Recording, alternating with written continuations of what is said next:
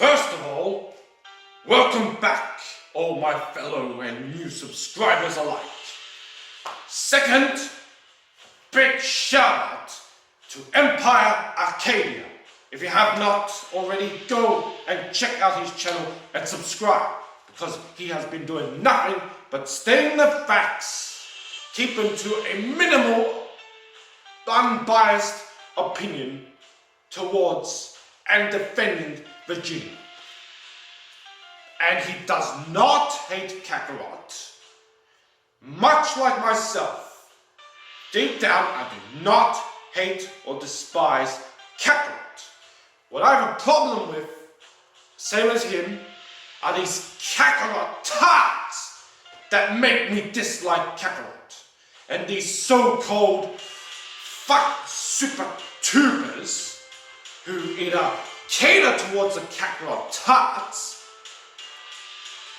or they're just Kakarot tards themselves. Yeah, that's who we have problems with. So, episode 122 dropped a few days ago, and finally, Vegeta has shot on Jiren. You can check out those super tubers, Geekdom, Unreal Gaming and whatever, and they leave bits out or interpret things differently to, once again, appease and cater the so-called Kakarot tards. Or they are such themselves. So what transpires? Kakarot matches up to Jiren and attempts to power up. Vegeta stands back and is like, that's just a useless show-off. It means nothing. Kakarot cannot still match up to Jiren. And Jiren is just pounding on Kakarot. And Kakarot, all he can do is defend himself. He cannot do anything. Right now, he does not have the power to match. That includes in UI Ultra Instinct. The best he can do is defense. And even if he lands, touches Jiren, does not do anything. It doesn't mean anything to Jiren. It won't even acknowledge that you touch him. So, gets to a point, Kakarot scuffing with Jiren. No progress is being made one way or another. Well, Jiren's body Kakarot of anything. Vegeta's had enough. And he charges towards Jiren. It's like, let's see the power of the strongest. Completely ignores Kakarot.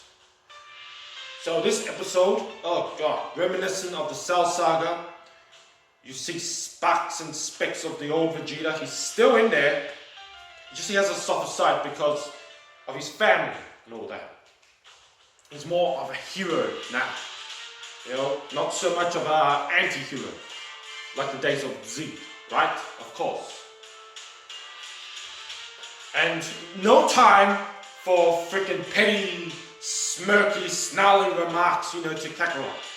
Nothing. It just goes, come on, let's see. So he charges at Jiren. And Kakarot's still getting bodied. He's like, hey, no fair, Vegeta. Jiren back fist Vegeta. Vegeta's knocked back. And Kakarot's trying to approach Jiren. In that instant, Vegeta noticed something. Jiren has this technique of a punch, flurry of punches, right? And Kakarot can't see. And he's like, boom, block, dodge, knock back. Vegeta, in his eyes, he could see something. He could see movement. And he's like, ha. So Vegeta goes and attempts to go dodge, launch at Jiren again. And Jiren does that very technique, the flurry of punches. Vegeta, it's like this. He's in Super Saiyan Blue, but it's this white glow thing, right? And it's like it's instinctively dodging and stuff, right? It's not quite UI because Vegeta's like he's like conscious. But at the same time, it is Ultra Instinct, and Empire Arcadia actually explains that you don't have to be necessarily subconscious to use it. It's your body, your eyes react naturally. Minimal thinking. Maybe some thinking involved, but not so much. So Vegeta's dodging it, and this is like reminiscent of when Semi-Perfect Cell was trying to punch Vegeta. And Vegeta, Super Vegeta, was dodging like this, that, and here, and laughing at the same time. And it's like, I see through your attack. And it's like, what the hell's going on? And Vegeta is like, instead of like Jiren pushing Vegeta back, Vegeta's approaching him. And it gets to a point, smack! Just like he did with Semi-Perfect Cell, lands a blow in Jiren's abdomen. And Jiren's shocked, surprised. He's like, what? He got through him. And everyone's shocked. So what? He bloody past Jiren's defenses and stuff. Barrier. Commercial break. So this time, after the break, Vegeta goes on the offensive. And Jiren is like pushing back and he's like blocking, and he's sweating. Jiren has to use more effort. So yeah, Vegeta's like, right?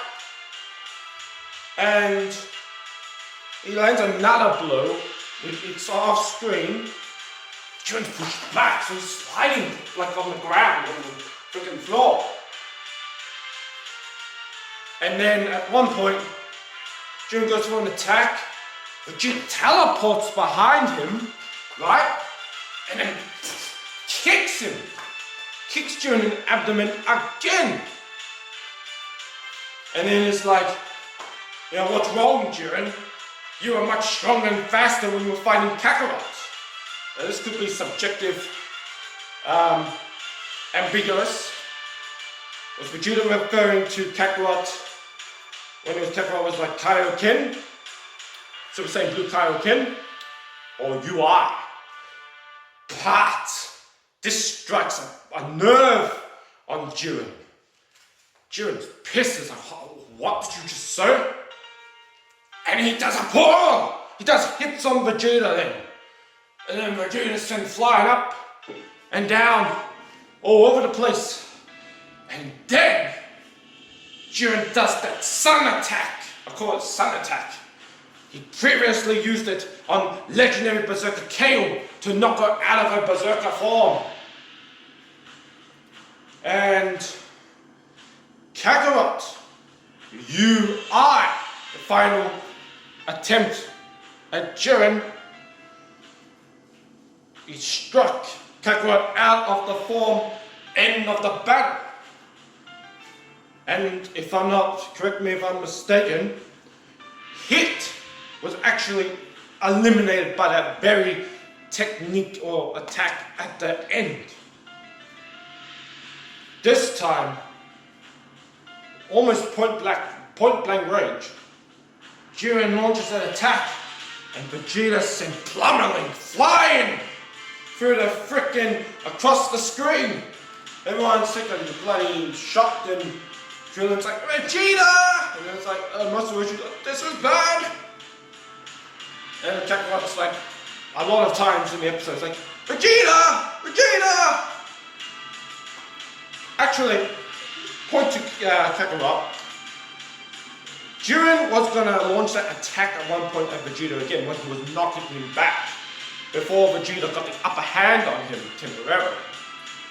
And Kakarot kicked Jiren like it was like Metacooler. And it was like reminiscent of when Metacooler was attacking Vegeta and Kakarot did the same thing. Okay, so there, I acknowledge that. Did Kakarot Tots acknowledge Vegeta in the same manner? I don't think so.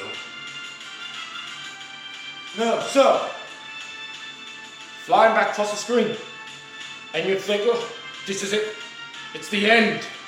And in the old days of Z, it may very well have been. Vegeta's just trying to push back against the struggle of it. And gets to a point, he closes his eyes and just there's a close-up of his hands. And next thing you know, boom! The attack explodes. Everyone's like, what happened? Man, initially I thought Frieza or some shit saved him because they cut to Frieza and he's having a tough time on Dispo or just playing around with him. Anyway, Dispo, due to his speedy, crafty freaking abilities, seems to get upper hand on Frieza, and it's like it has Frieza down in the dirt. In fact, it ends that Frieza's face is literally in the mud. So, what seemed to have happened, Vegeta, and you see this back in Battle of Gods, the Ark. This Beerus launched this attack, and Kakarot was able to condense it, compress the attack, and implode it, like unto himself. In this instant, Vegeta, he did that, it exploded, so there's smoke everywhere. You see Vegeta next week, he's walking towards, and his armor's a bit fucking was damaged, right? So a speck of his armor, chunk of his armor is like missing. So, because he was able to do that, he minimized the damage, and he saved himself from being eliminated. That very attack that took out Hit, if I'm not mistaken. Vegeta's strength and endurance, determination and willpower freaking saved him. So he's walking. He's like, after that, you're still not out of breath, what a tough bastard you are. And Kakarot's like, hey, Vegeta, you alright? Vegeta's ignoring him. He just focuses on the task at hand. Throughout the episode, when he's been attacking Jiren and such, that's all he's been focusing on. In fact, when Vegeta was like attacking Jiren, I think at the start, he mentioned the Super Dragon Balls. It's like, I'm gonna defeat you, and I'm gonna obtain the Super Dragon Balls. Jiren bloody took offense all over that, and it's it's like Super Dragon was gonna be mine. God knows what wish. And in actual fact, when he was fighting Kakarot, he's like, why do you seek strength? And you know what Kakarot's best answer was? Why does he seek strength? I don't know, I just want to be stronger because I want to be stronger. What the hell, clown? And Jiren's like, you don't know. Well, I seek what lies beyond strength. What is that? Alright, back to Vegeta. And Jiren is like, your fists, they're impure. You do not possess the strength. Never will you possess the strength to ever defeat me. Oh, really? Don't make me laugh. And then it's like, my God, this has never been seen from Vegeta as well. Well, in 14 minutes, Vegeta's like, indeed, I am arrogant. But that's what makes part of my Saiyajin pride. He admits that he's arrogant. And next thing, it's like, oh yeah? He powers up what seems the final flash. Everyone's a crowd is like amused and amazed and bewildered. Belmont, finally I could say his name and know. Clown god of Universe 11, like destruction, is like, what's going on? His power's rising. His power's rising. There was a statement back in the Cell Saga when Vegeta's powering up the final flash against Perfect Cell. It's like Trunks says, yeah, sure, some may see it as arrogance, but I think down the core it's much more noble than that, you know? And then he was going like, oh, maybe that's what Bulma saw in him, and I see that in him too. So it's not quite arrogant, it's a nobility. Pride! Essentially, is what makes Vegeta more powerful. Not anger, rage necessarily. So it's powering up, it's like, his power's rising. Every time like he does a final flash, possesses the ability to not surpass or temporarily go beyond his limitations of capabilities. It's like a power output, and Empire KD even explains this. In actual fact, Vegeta, Super Saiyan Blue, when he's powering up the final Kamehameha, in the manga, I don't think in the anime, Supreme Kai takes note. It's like, what the? His power just like surpassed Beerus in that instant, in that moment. Not his power as a general whole. Just that output that he's able to go beyond, charging it, not even launching the thing. And reminiscent to the Cell Saga, it's like Vegeta's Kakarot can keep his UI, Ultra Instinct. I'll find my own way to defeat you, Jiren! Jiren just standing there. It's like, so Jiren, after everything you said to me, are you gonna stand and take it head on? Jiren's like, come. Jiren is just as prideful as Vegeta. And that's a key factor. And his weakness, emotional pride, weakness. Like when Vegeta pushed his button when he said, hey, what's wrong, Jiren? You were like much stronger and faster when you were fighting Kakarot. She was like, what? I'll show you. And pummeling Vegeta with the 5-piece before. So Vegeta's like, Final Flash! The yellow Final Flash bloody beam spirals out, and there's blue lightning surrounding it. In it, Jiren's like there. And similar to Cell, but not quite. Perfect Cell. It's like, okay. But at the last second, he's like, oh shit! And Cell barely dodged it, and a chunk of his body, boom, was blown to pieces. Had Cell taken the bloody blast head on, because Vegeta was able to raise his power level beyond Ascended Saiyajin, similar to what maybe Ultra Super Saiyan Trunks did, so he converted that power into that, like the final flash perhaps, right? Vegeta would have destroyed Perfect Cell right there and then. But in this instant, Jiren's like, oh shit! And he blocks it, And then boom! Everything's shaking and rocking. And Vegeta's like, in actual fact, if you hear this theme in the background, this is the very theme that played in this scene, in this instant of a moment. And apparently it's called Saiyajin Pride, in fact. So it's like, Vegeta's, is she like that? And Jiren is literally on the ground. The smoke clears. And Vegeta's like,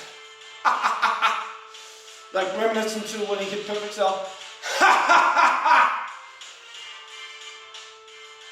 Yeah, but I was like, Vegeta, don't get cocky now or something, don't drop your guard. And next thing, Jiren is gone. Kakarot noticed this Vegeta! Jiren instantaneously appears in front of Vegeta. The sun attack, point blank range, engulfs Vegeta. He's inside a mini sun by the looks of it. And Vegeta's like, ah! And then Jiren's gonna burn. Boom! Explosion. It was like, what happened? Oh, and when Vegeta was doing the final flash, the Zeno-sama, those little two kid god of everything, they acknowledged Vegeta. That's just how powerful it was. Anyway, I get sidetracked all over the place. Vegeta.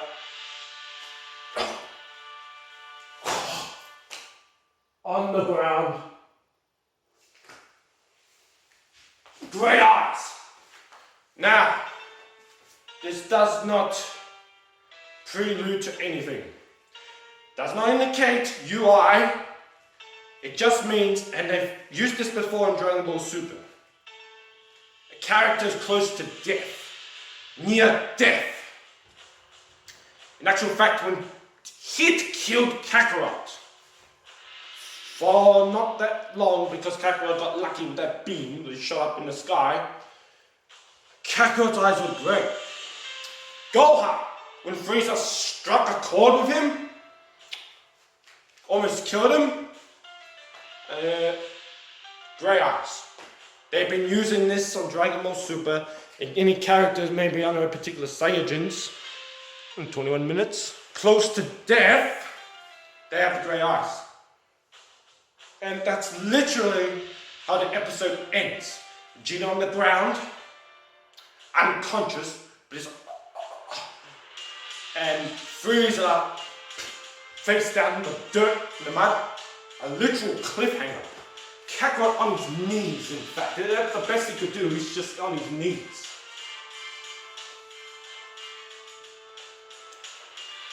So, Vegeta wasn't eliminated. If it was to transpire, it would have occurred in this episode. Several moments and instances it could have occurred. When Frost trapped him in the Mafuba jar by tricking Roshi. Revenge of F. Frost was about to throw the bottle out of the arena. And then Roshi had to have his moment and save Vegeta with the final attack. But I think Vegeta could have broken out with the time-breaking capabilities or abilities that he's done, he's showcased in the Hyperbolic Time Chamber. People have talked about Vegeta training in the Time Chamber. Ooh, he's going to come to the tournament with a new God form and stuff, right? We've seen nothing but Super Saiyan Blue. He's used Super Saiyajin and Super Saiyajin Blue, and really that's all he has. Until now! The credits come on. Oh, new credits. And the first thing you see, flame of representative Super Saiyan Blue. Kakarot naturally punches the flame, disappears. Another flame appears on the right. I'm like, surely Vegeta's gonna be the next one, right? And sure enough, Vegeta kicks that flame. I'm like, this is gonna be good. So, showcases here and there. Most interesting to take note is they show Universe 6. Universe 6, Universe 11. Right now, Universe 6 has been eliminated. They've been erased. They're gone. They're presumed to be history for eternity. So they literally show that Universe 11 and no other universes stand out besides, of course, our Universe 7. Kakarot, Vegeta standing next to him, and the others, oh, poor Gohan right in the background. Oh, I have something to say about Gohan, so don't take offense, Gohan fans. This is just speculation, my theory, whatever. Kakarot with the UI, But right at the end of the show the family, so Vegeta's family, Bulma, Trunks, and Bella, Kakarot's family, Gohan's family. At the end, Vegeta, the first one, on the left, if you're viewing the left, arms crossed. Next to him, Kakarot, fists. And Kakarot's in the UI, Ultra Instinct, with the silver eyes, silver blackish hair, whatever, I don't know if it's black or silver, right? Vegeta, he seems to appear as Super Saiyan Blue, but the hair is a bit more spikier perhaps, and shade of the darker type of blue. And the eyes actually possess black irises in it. Super Saiyan Blue does not have that. In actual fact, Super Saiyan Blue is very similar to Super Saiyan because it is godly power ki infused with Super Saiyan. That's what it literally is. Not exactly a god form like the original Super Saiyan God. And I have things to say about that. Super Saiyan God in red form also had black irises. So the jumpsuit is more like a navy type of blue or something, right? Or it could be still royal blue. This isn't your regular Super Saiyan Blue. And then the previews come. And I must say, the music and the credits as well. Oh man, we need a full version of that. Quick stat. I digress. Preview. Vegeta's incapacitated, unconscious. Kakarot takes up the fight against Jiren. He used Kaioken again, so the stamina pretty much goes up, fills up to the top. And this is thanks initially to Frieza giving energy to bloody Kakarot, otherwise, I don't know, Kakarot still be on the ground for the rest of the tournament. Jiren didn't even bother throwing him out completely. So Vegeta's there, so is Jiren going to attempt to, I don't know, throw Vegeta? I don't think so. Perhaps, and Paicadia stated this, what Vegeta just showcased and done on Jiren, it hit him, it could have slightly hurt him, because he says, that attack was not half bad. No other compliments he's given to other characters, including UI Kakarot. Nothing. Not even hits. Heart-stopping punch and time-locking technique. Jiren has not acknowledged any of it. But he acknowledges the final flash. So, seeing Vegeta's pride, he respects it. It's essentially going to come down to blue pride versus red pride. Differences in pride. Vegeta pride in his strength, in his family, ultimately gives him more power and has some edge over even Kakarot. And Jiren pride in defending his universal righteous hero and whatever. I don't know. And his strength in general. So yeah. Look, Kakarot's being thrown back by Jiren. It's like Kakarot apparently throws Destructo Disc, every trick in the book, nothing is working on Jiren. Vegeta gets up and he's holding his arm and he's saying some words, we don't know. But then Kakarot's like, I'm being thrown back, nothing's working. But just then, Vegeta powers up to tremendous power that transcends, surpasses Super Saiyan Blue, beyond Super Saiyan Blue. And people are like, It's just as strong as Super Saiyajin Kaioken. Kaioken is a technique. It temporarily powers you up. It's not a permanent increase. We don't know if it matches to Kakarot's UI. Not maybe yet. But that ending credits, it will. Or it might be slightly stronger. We don't know. The Kakarot shirtless scene has not happened yet. That picture has a blue inner aura that he has now, with some red firing out. Empire Cadia has prognosticated, finally I can say that word, oh my god,